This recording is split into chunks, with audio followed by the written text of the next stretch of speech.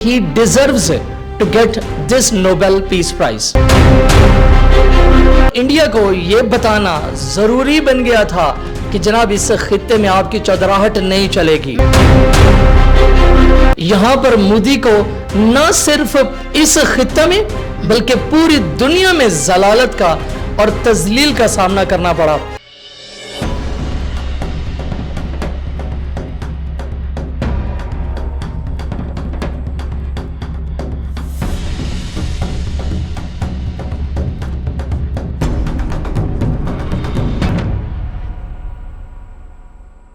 और सब ये बताइएगा कि नोबेल इनाम के लिए क्या मयारात होते हैं और सदर ट्रंप पॉलिसीज पर पूरा उतरते हैं। पहली बात ये कि स्टैंडर्ड्स क्या है, मयारात क्या हैं, उसके नुमाया जो चीज़ा अगर मैं मेंबर्स की बात करूं, मयारात की स्टैंडर्ड्स की बात करूं, तो जो भी पर्सन जो नोबेल पीस प्राइज़ के लिए नॉमिनेट किया जा रहा है वो किसी भी गवर्नमेंट, नेशनल गवर्नमेंट का मेंबर होना चाहिए, जो कि जनाब डोनाल्ड जे ट्रम्प साहब जो हैं वो प्रेसिडेंट हैं यूएसए गवर्नमेंट के। दूसरा ये कि वो इंटरनेशनल कोर्ट ऑफ जस्टिस के मेंबर होने चाहिए।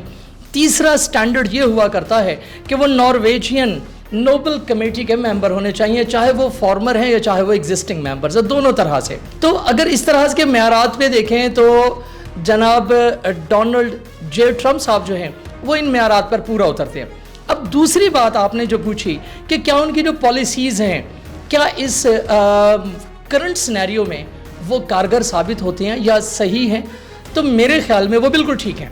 उसकी रीज़न ये कि यूएस गवर्नमेंट में ये पहली मरतबा ऐसा देखा जा रहा है कि डोनाल्ड ट्रम्प साहब जो हैं उनकी पॉलिसीज़ टूवर्ड्स पीस ज़्यादा प्रोलॉन्ग करती हैं बजाय इसके कि वो किसी भी कंट्री पर अटैक का ऑर्डर दें।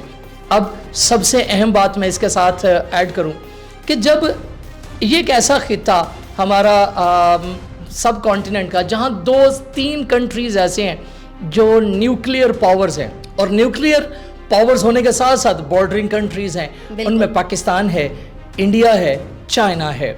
अब इंडिया ने पाकिस्तान के साथ एक एस्केलेशन जब अख्तियार की, उस एस्केलेशन के तनाज़ुर में पाकिस्तान ने उसको जब रिटेलिएट किया, पाकिस्तान ने जब उसका मुंह तोड़ किस्म का, या यूं कहना चाहिए कि हमारी अफवाज पाकिस्तान जो हैं, जिनमें मैं तीनों अफवाज को इक्वल क्रेडिट देना चाहूँगा, बिकॉज अगर मैं अपनी बात करूँ, अगर हम देखते हैं तो दोनों आँखों से देखते हैं, किसी एक आँख से हम प्रॉपर देख नहीं सकते। तो हमारी तीनों अफवाज जो हैं ये पाकिस्तान के लिए बिल्कुल किसी भी सेकंड या फ्रैक्शन ऑफ सेकंड ज़ाया किए बगैर ये मुस्तैदी से अलर्ट रहे, और इन्होंने इंडिया को न सिर्फ जवाब दिया बल्कि इंडिया को इंटरनेशनली दांत खट्टे इस तरह से किए कि वो दोबारा सर उठाने की कोशिश नहीं करेगा। बिल्कुल ऐसा ही है। फिर उसमें डोनाल्ड ट्रंप ने जो सबसे अहम काम किया, उन्होंने काम ये अदा किया कि दोनों कंट्रीज़ में सालिस या आर्बिट्रेशन का काम किया कि मैं आर्बिट्रेशन करता, तो उन्होंने दोनों कंट्रीज़ को टूवर्ड्स पीस इंक्लाइन किया, और जब ये पीस की तरफ इंक्लाइन हुए, मेरा ये ज़ाती ख्याल है और ये मेरा ख्याल है कि हमारी सारी कौम का ये ख्याल है कि डोनाल्ड ट्रंप साहब को जो पाकिस्तानी गवर्नमेंट ने नोबेल पीस प्राइज़ के लिए नामजद किया है, जो इनको सेकंड किया है, ये बिल्कुल दुरुस्त है। अच्छा सर, ये बताइएगा क्या दीगर ममालिक ने भी ट्रंप को नोबेल इनाम के लिए सपोर्ट किया है? बिल्कुल जी, दूसरे ममालिक ने भी इन्हें किया है नोबेल प्राइज़ के लिए, नोबेल पीस प्राइज़ के लिए इन्हें किया है, नॉमिनेट किया है। सबसे पहले 2020 में नॉर्वेजियन पॉलिटिशियन है ताइब्रिंग जेड, उन्होंने सबसे पहले पीस प्राइज़ के लिए, नोबेल पीस प्राइज़ के लिए डोनाल्ड जे ट्रंप को नॉमिनेट किया था। इसके बाद 2024 में यूक्रेन के पार्लियामेंटेरियन हैं, उन पार्लियामेंटेरियन अलेक्जेंडर मार्कोस ने डोनाल्ड जे ट्रंप को नोबेल पीस प्राइज़ के लिए नॉमिनेट किया था। और फिर 2025 means the very going on year, इस ईयर में अमेरिकन कांग्रेस के रुकन हैं डैरल ईसा ने भी इन्हें मींस के नॉमिनेट किया। 2 कंट्रीज़ ऐसे जो कि यूएसए से बाहर के हैं और एक मेंबर वो हैं जो यूएसए के अपने मेंबर हैं। इसके बाद चूंकि ये ऑलरेडी इस दौड़ में तो आ चुके थे, 2020 से इंटरनेशनल नोबेल पीस प्राइज़ का ये हिस्सा है कि he deserves to get this Nobel Peace Prize. माजी में किन रहनुमाओं को नोबेल प्राइज मिला और क्या ट्रंप उनकी सफ में खड़े हो सकते हैं? जी बिल्कुल, माजी में नोबेल पीस प्राइज की अगर बात की जाए, Barack Obama president of USA, उन्हें नोबेल पीस प्राइज मिला।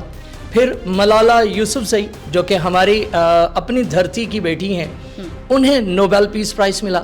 फिर 2023 में ईरान की एक खातून जो कि नरजिस नाम की खातून है, नरजिस मोहम्मदी, उन्हें नोबेल पीस प्राइज़ मिला।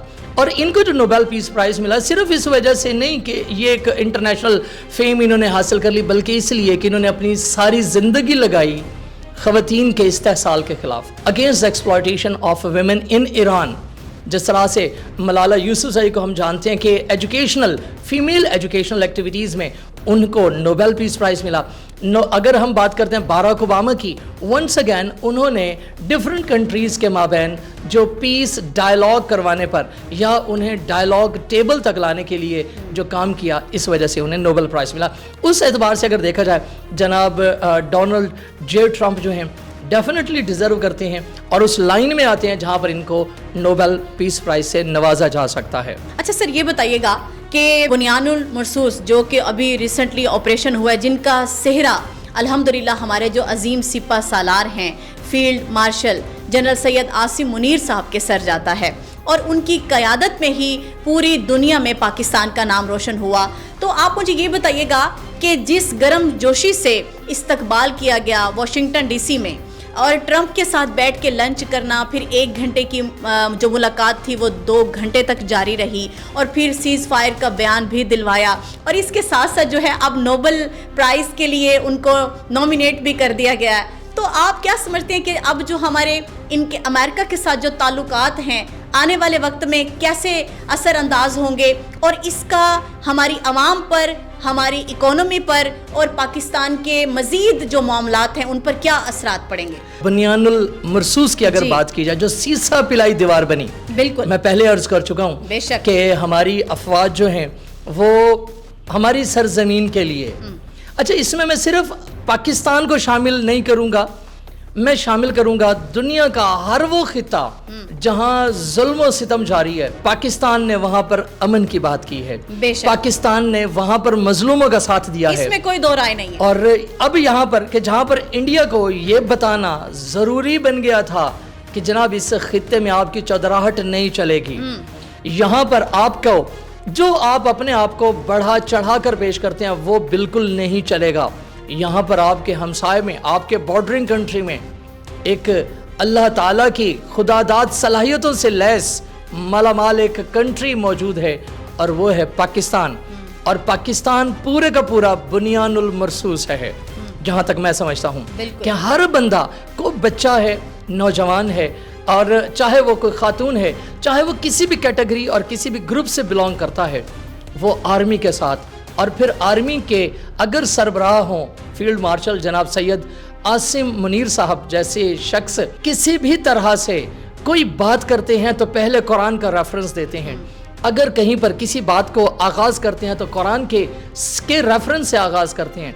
तो ऐसा शख्स जिस पर साया हो कुरान का, ऐसा शख्स कि जिसके सीने में कुरान बसता हो, वो कैसे काम ना कर दिखाए, वो कैसे बुनियानुल मरसूस सीसा पिलाई दीवार वो कैसे ना बने। अच्छा सर, ये बताइएगा, मोदी सरकार अपनी घमंड, प्रोपेगेंडाज, साजिशें और हमेशा एक ऐसी दलदल में वो दूसरों को घसीटने की कोशिश करता है, लेकिन इन द एंड क्या होता है कि वो जितनी भी इस तरह की दलदल उसने आज तक बनाई है, साजिशें रचाई हैं, प्रोपेगेंडाज किए हैं, और अल्लाह के फजल से वो उसी दलदल में खुद ही अपने आप को उसने डबो लिया। मोदी के मूजी अमराज हैं जो उसको ले डूबे। अब ये नोबेल प्राइज के हवाले से मोदी हुकूमत किस तनाजुर में इसको देखेगी? मोदी ने हमेशा उसके, अगर हम प्रीवियस गवर्नमेंट देखें, जब से उसके इलेक्शन से लेकर जी उसके प्राइम मिनिस्टर बनने तक और प्राइम मिनिस्टर बनने के बाद की जो उसकी सारी की सारी एक्टिविटीज़ हैं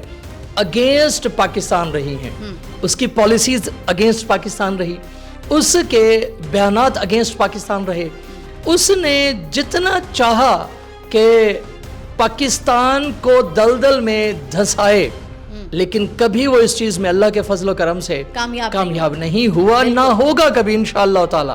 کیوں کہ میں اس چیز کو نا اس تناظر میں دیکھتا ہوں کہ جہاں پر ہمارے سیاستدان بولڈ سٹیپ لینے والے ہیں تو وہاں پر سیاستدان بولڈ سٹیپ کس بنیاد پر لیتے ہیں؟ کبھی سوچے اس چیز کو کہ ہمیشہ سیاستدان بولڈ سٹیپ تب لیتے ہیں جب ان کی آرمی اسٹرانگ ہوتی ہے۔ ایسا ہی یہاں پر مودی کو نہ صرف اس خطہ میں بلکہ پوری دنیا میں ضلالت کا اور تذلیل کا سامنا کرنا پڑا، کیونکہ اس نے ہمیشہ پاکستان کا ایک مسک چہرہ پیش کرنے کی کوشش کی، جبکہ ہمارے فوجی جوانوں نے، ہماری فوجی قیادت نے، اور پھر سب سے بڑھ کے پاکستان کی جو اسٹریٹجک، جو آرمی کی جو ملٹری پالیسیز ہیں، جی بالکل، انہوں نے ثابت کر دکھایا کہ ہم جیسا اس دنیا میں نہ کوئی تھا، نہ ہے، اور نہ کبھی کوئی ہو سکتا ہے۔ ہم سا ہو تو سامنے آئے، ہم سا ہو تو سامنے آئے۔